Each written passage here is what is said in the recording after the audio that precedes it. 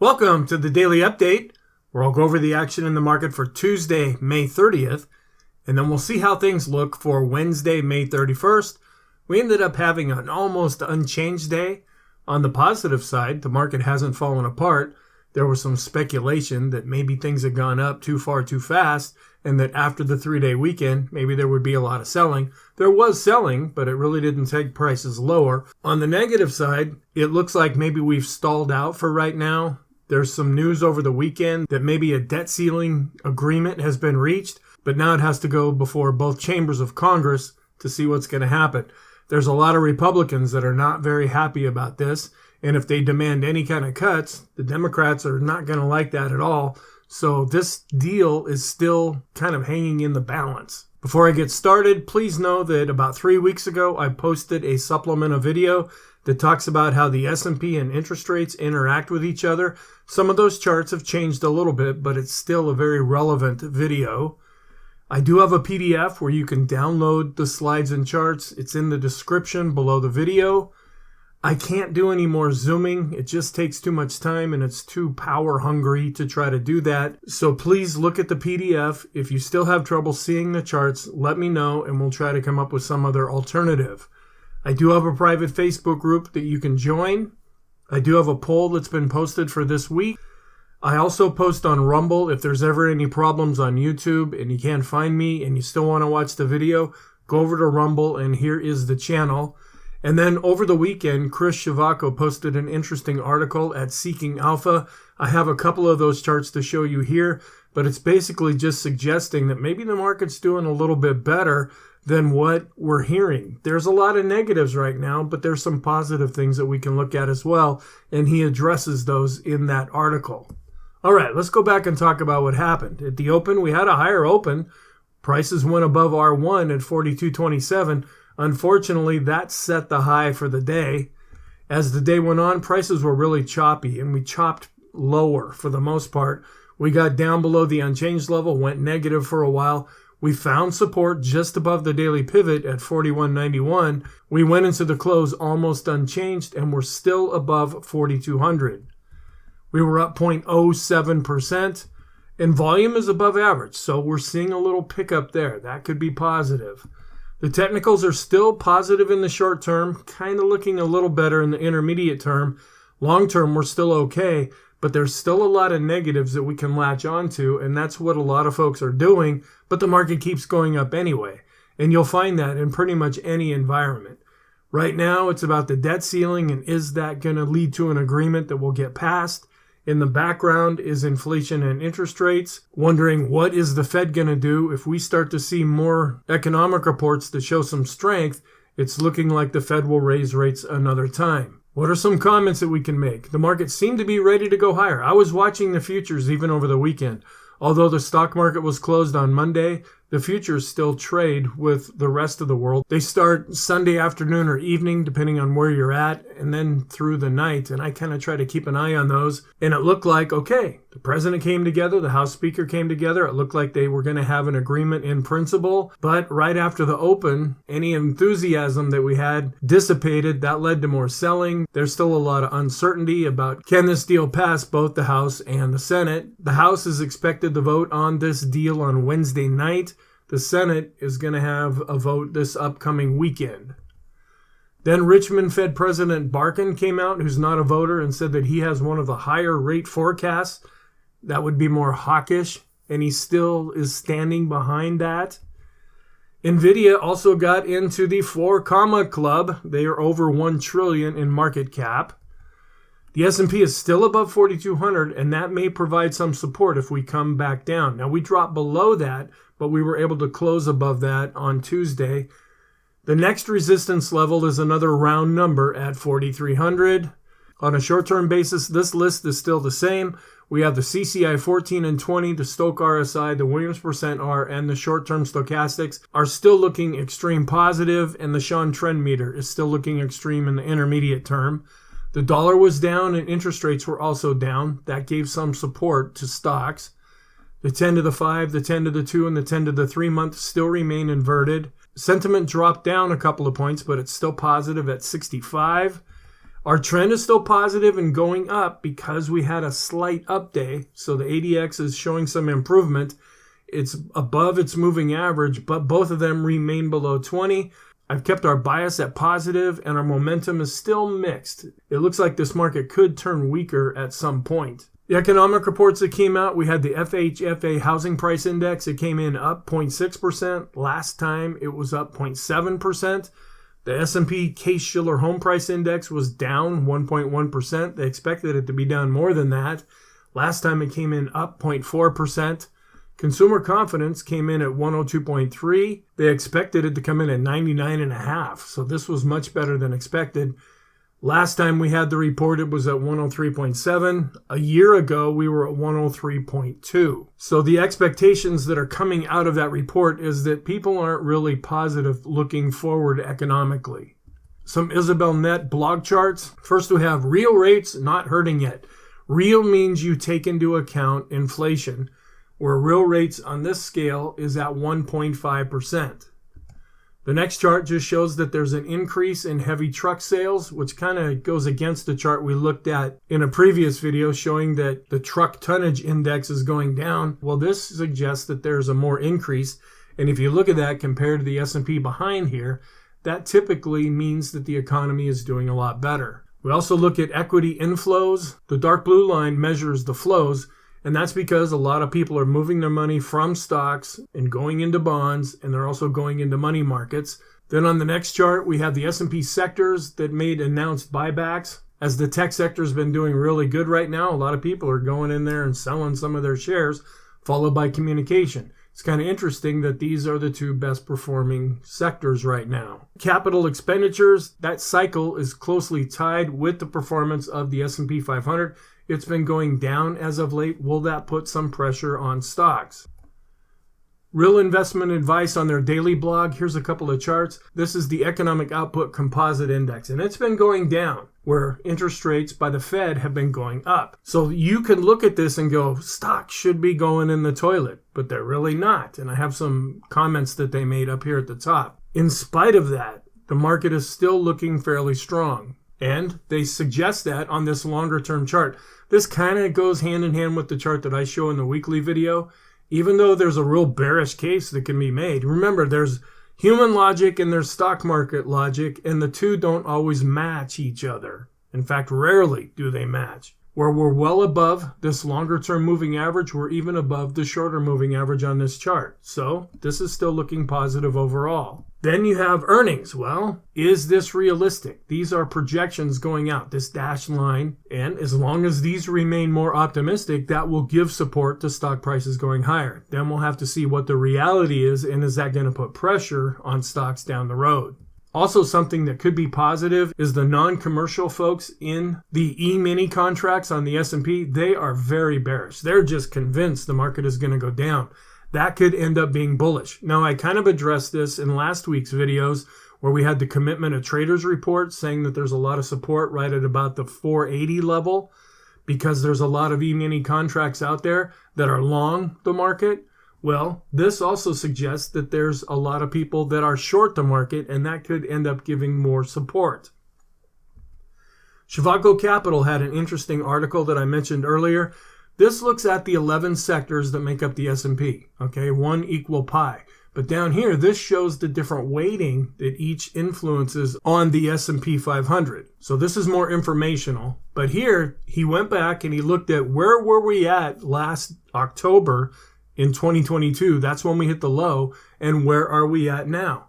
All of these columns over here on the left, they're pretty much all negative. And here's all the sectors over here way on the left. How this has changed since that time, we have a number of other sectors that are actually turning more positive. And that's really the crux of what he gets to in that article, and then he backs it up by showing you charts.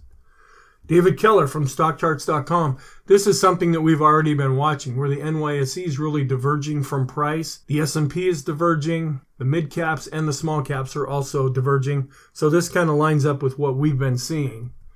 Dan Bird, in his weekly email, which I would recommend that you get on his mailing list, it's free, and he sends it out to anybody who asks. I have his email address in the description.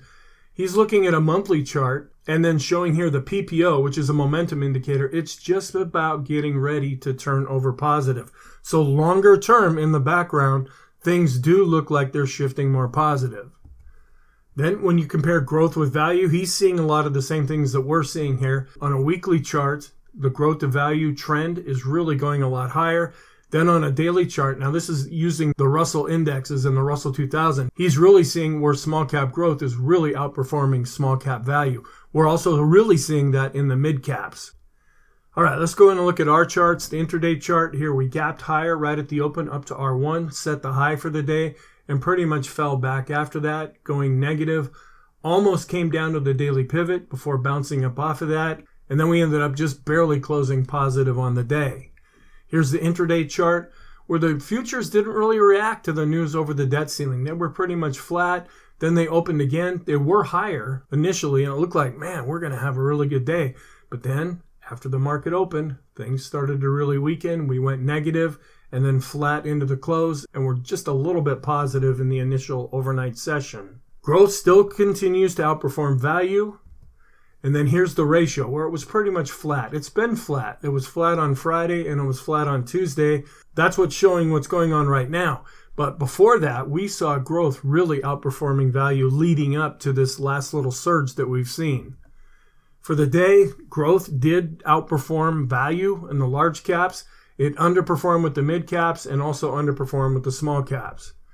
Looking at sentiment, our Ulcer index is still suggesting there's not a lot of fear. With the slight update, the VIX did decline. We're well below 20 on the line chart as well as on the bar chart. The VIX of the VIX is also really slowing down now, suggesting that volatility is decreasing.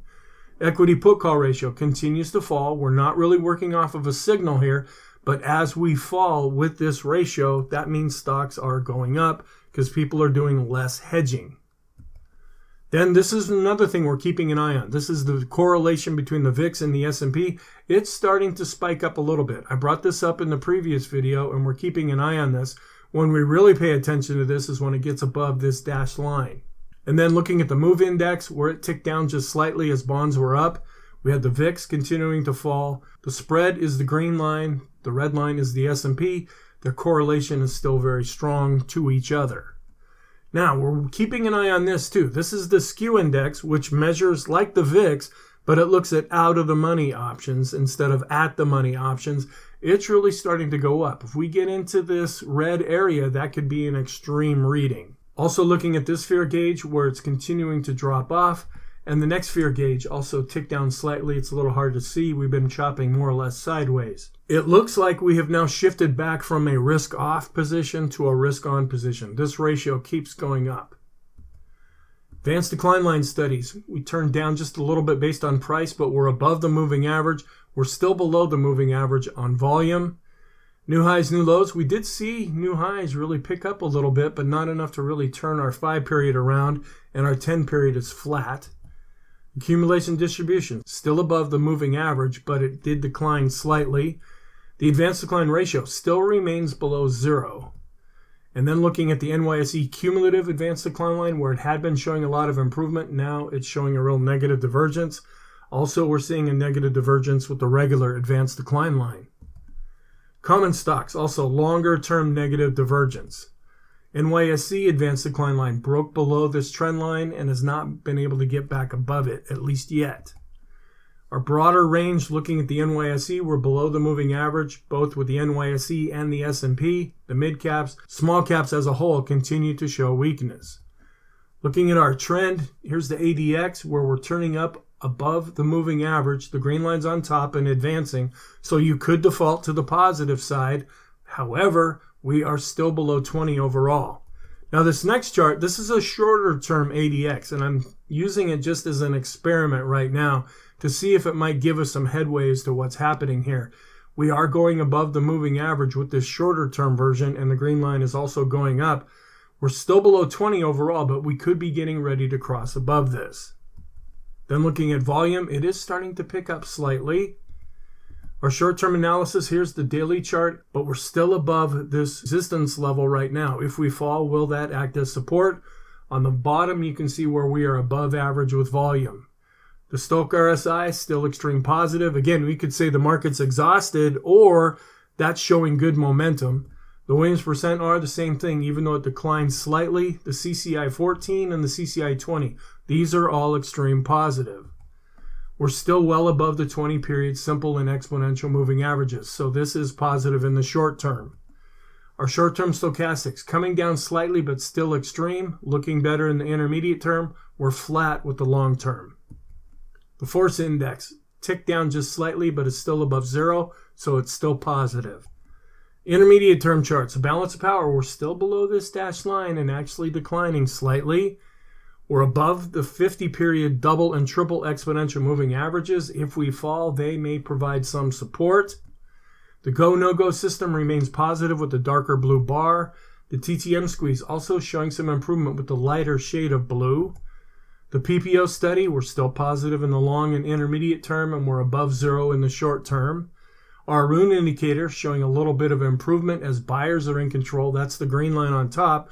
The red line are sellers, and then the oscillator on the bottom is the difference between the two. But this is where we're seeing some negative divergences. The McClellan oscillator on the S&P 500 is really showing a negative divergence, and it's just coming off being extreme negative. We're seeing a similar thing in the McClellan oscillator for the NYSE, where we're below zero and we were sideways. Then we look at the summation index based on price, negative divergence, as well as volume. The summation index for the S&P 500, we're starting to drop below zero based on price. We're under zero and showing a little improvement based on volume. So these charts aren't really lining up with each other. The Swenlin trading oscillator based on price did decline. We were flat based on volume. Both are below zero. The PMO, going back and forth above and below its moving average. It's a little bit above now. We're still declining based on price, and we're going sideways based on volume. Here's our PMO study, longer-term negative divergence. We were flat with the PMOs that are rising. We turned up slightly with the buy signals, and we're still declining with the PMOs that are above zero. The Elder Impulse system for the S&P remains positive with a green bar. The parabolic also remains positive with the dots underneath. The slope is trying to go back up. This is our most sensitive oscillator that we use. The MACD is also turning back more positive. Here's all of our oscillators. We already talked about the slope and the MACD. The TSI is turning up. The PMO is pretty much flat. The PPO is trying to go back up. We're watching these longer term oscillators. We're flat with the TRIX and we're flat with the KST. We're above all the plotted moving averages in our moving average tree. BPI, we're still below 50 even though we ticked up slightly. This is negative. The Sean trend meter starting to get extreme positive yet again. The NYSE bullish percent index declined and it's below 50, so that's negative in a broader sense. And the NASDAQ 100 BPI ticked up just slightly after giving us this extreme positive reading. It's been coming back down. This suggests that there's not a lot of stocks that are participating in the upward movement of price. The Chaikin oscillator is still above zero even though it has been declining lately. The Chaikin oscillator is above the zero line and showed a little improvement. Money flow continues to be positive. Ultimate oscillators declining but still above 50. The vortex, the green line's on top and advancing, that's positive. On balance volume, we're breaking above the moving average, so that's positive. And we're still seeing this outperformance of the S&P 100, which are the 100 biggest stocks in the S&P, and the S&P 500. It's really been going up, where we've been going more sideways with the S&P. Looking inside the S&P with those stocks above their 250 period moving averages, we're still showing a negative divergence with both charts. The Copic curve, though, still is generating a buy signal, and the Pring bottom fisher has also generated a buy signal. Fibonacci lines, we're above this quadrant level here at 4170. If we fall, will that provide support? We're above the 100% retracement now. If we fall, will the 4123 level provide support? And we're above this 4156 level, but we have 4313 above current prices. And we're starting to come up to this 4214 level. We didn't quite get there. We got there on an intraday basis, but we closed below that. Is this providing overhead resistance? Then we're starting to break out of this downward sloping trend line. We'll have to see. Our price is going to end up coming back. The 50-day cycle will end on August 1st. Looking at our different charts, the Heiken Ashi remains positive, as does the Kegi chart. The Renko has redrawn to look more positive. The 3-line break is positive. Looking at some different indexes, the equal weight index continues to underperform the S&P. We're looking at some other divergences with traditional Dow theory, where the Dow almost came back up to recent prices. The transports did not do that, and on a short-term basis, we're seeing the utilities really falling off. Here's our new look at Dow theory, where we're still above this breakout line for the S&P, and we're really breaking out with the NASDAQ. Will that be a positive divergence, where the NASDAQ drags the S&P along with it? The transports continue to underperform the Dow, and the big stocks continue to outperform the smaller stocks. The Dow is above its 200-day moving average, but still below its 50-period moving average, and we still have this pivot level, which may act as resistance. The diamonds are still neutral. The NASDAQ continues to break out, even though it closed near the low for the day, but this chart is showing some improvement unless we see follow-through weakness. And here's the NASDAQ coming up to this 13,152 level. We're not too far away from that right now. But when you look internally, the cumulative new highs, new lows continue to decline. And I added another new chart here where this just measures the new highs, new lows on a number basis where we're below zero. The NASDAQ 100 also breaking out, but did close well off of its highs. The Qs still remain positive. And we're coming up to the 61.8% retracement level, and we closed below that. Will that provide overhead support and be the beginning of a down move? But on the weekly chart, even though we have a black candle so far, we're still above this anchored moving average going back to the all-time high. The small cap index, they were down on the day and actually are showing weakness overall. Here's the Russell 2000, which also confirms that. The RSI is coming back down to 50. The MACD is still positive, but starting to roll over. The small caps are really underperforming the S&P, and the Elder Impulse system for the small caps is now back to neutral. And then this is where we're seeing some strength still. Even though the index has been going down, we're seeing small cap growth really outperforming small cap value. When we look at the mid caps, also having trouble getting back up to its 200-day moving average. And the Elder Impulse system has switched back to neutral. But when you look at this, this is breaking out here when you compare mid-cap growth with mid-cap value. The micro-caps were down but are still above 100. And here's a couple of new charts that Shivako put in his video over the weekend that I thought, okay, maybe we should watch these things too. This is the robotics and AI ETF, where it's really been performing well and is above all of these plotted moving averages in the rainbow. And also looking at a broad market look where we have the S&P 1500 against the 1 to 3 year Treasury bond. The S&P 1500 is outperforming. So I say on here, if the economy was heading into a recession and corporate profits were continuing to fall, this ratio should be going down when it's actually going up. Now the market could be wrong, but the market could also be right. Then we look at another broad market measure and compare it with bonds, where this is also breaking out even though it ticked down slightly on Tuesday. Then we look at the tech sector and how it's really been outperforming bonds. We look at riskier bonds and compare them with more conservative bonds. We're inside the rainbow right now, but they are showing some improvement. If the economy and if the market was getting more friendly, folks would be more willing to get into riskier investments because they give a higher return. If we get more defensive, then this ratio would be going down. Then looking at the home builders, where the S&P was virtually unchanged, the home builders ticked up slightly, but the ratio is going down a bit. However, their relationship is still really strong. We look at this chart to show either negative or positive divergences, and then sometimes that can influence the price of the S&P. Keeping an eye on the financial sector. They were pretty much unchanged, but still in a downtrend. The financials are still underperforming the S&P, and the regional banking ETF ticked down just slightly compared to the financial sector. Bonds. We had yields that were down and prices were up. Then we look at our correlation. Longer term, we're still dropping down where they're having a tendency to go in different directions when you compare the S&P with the long-term bond ETF. The 10-period correlation is showing some improvement, but the spread is still pretty wide between the two. Then I wanted to bring this up because this was the last yield curve that I follow to go inverted, and it's just going down, down, down, down, down, and getting even more inverted. There is some research to suggest that the more this goes inverted, the more the snapback is going to be and the more likely that we're going to actually head into a recession. Then we compare the 1 to 3 month T-bill, which is pretty much cash.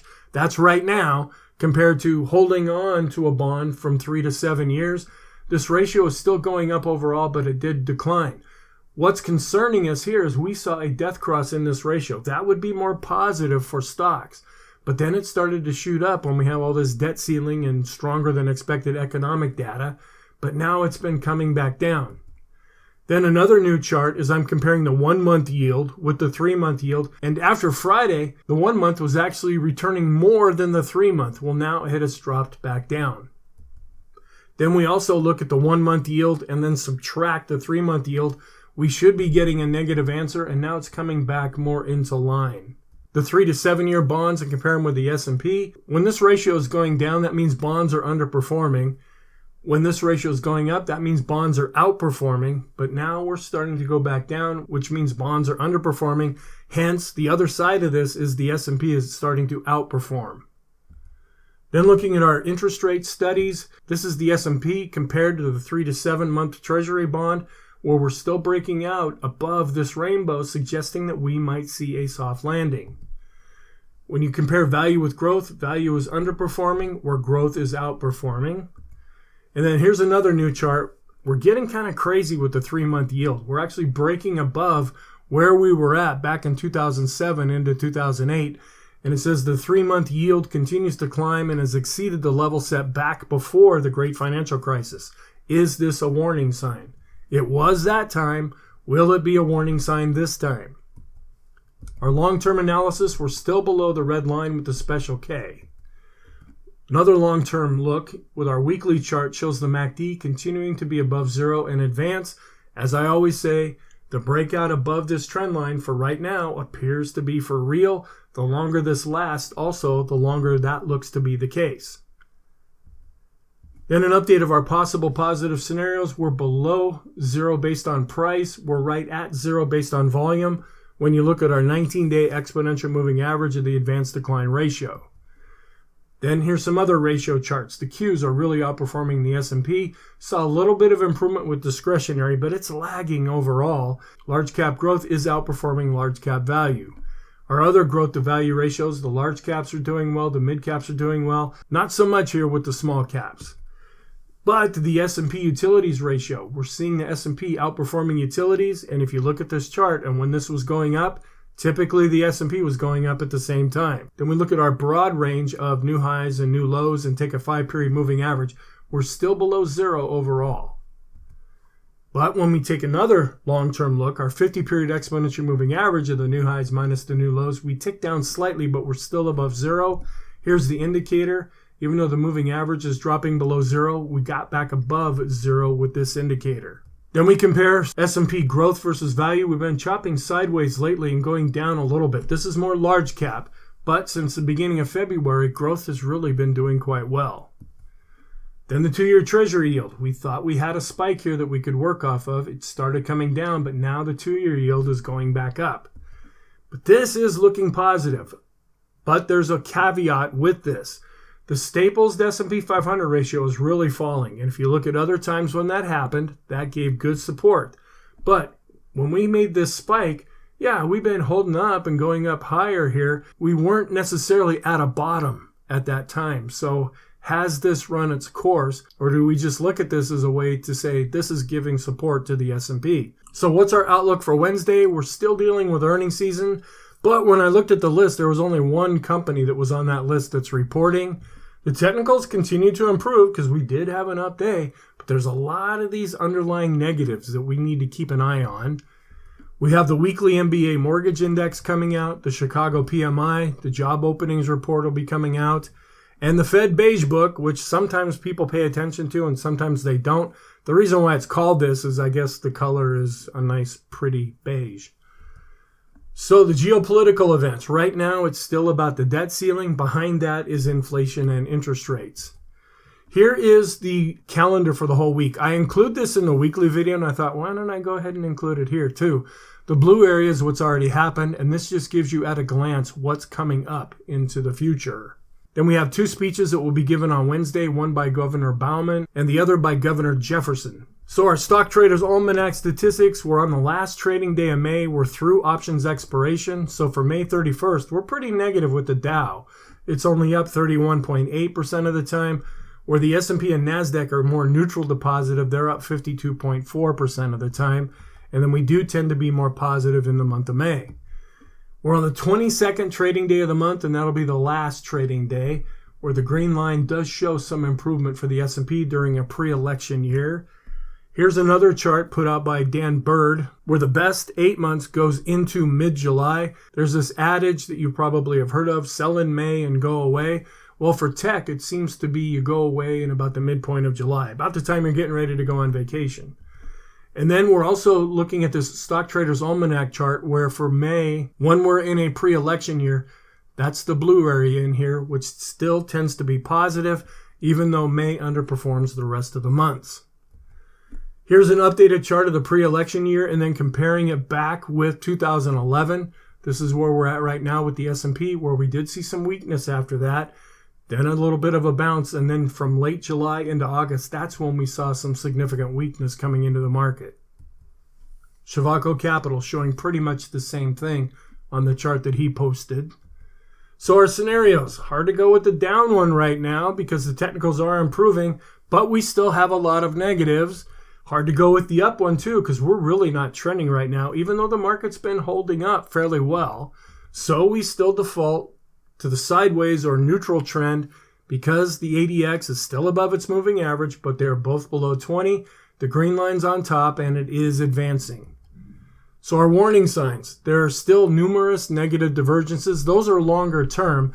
But in the shorter term, we're seeing a lot of these internal weakness things, but the market doesn't seem to really care about that right now, but it might at any time. The VIX is still showing a lot of complacency. The NYSE advanced decline line is breaking below that trend line and unable to get back above it. The NASDAQ cumulative new highs and new lows, they're showing weakness, especially when you compare it to the S&P. The small cap index in and of itself is underperforming, and the mid cap index is also underperforming and generated a recent death cross. Earnings season continues, but maybe someday it'll actually be over. On the positive side, the Copic curve, it's generating a buy signal. The Pring bottom fisher also giving us a buy signal. Our longer term seasonality and setups, those still remain for the whole year. Posturing is now switched back to risk on.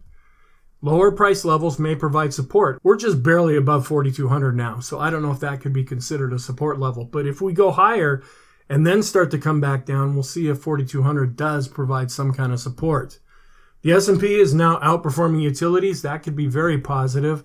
The NASDAQ and NASDAQ 100, they continue to break out even though they were down on Tuesday. The Staples to S&P 500 ratio is declining, giving good support to the S&P. Small and mid-cap growth is still showing a lot of strength, especially the mid-cap growth. And then will a resolution to the debt ceiling produce some kind of short-term rally, or is it going to be a sell the news type of reaction? So our conclusion, the S&P, it's improving, but there's a lot of negative things to worry about, but it's always that way. Short-term, we're positive. Intermediate term, we are leaning more positive, but we still have a lot of negative things hanging back. But long-term, we still remain positive overall. Thank you. I hope you found this helpful. I want to extend a really warm welcome to all new subscribers. I'm getting some good feedback about the videos, and it's really encouraging to hear that. I hope you continue to find these videos useful. I hope you have a really great day, and I will talk to you in the next video.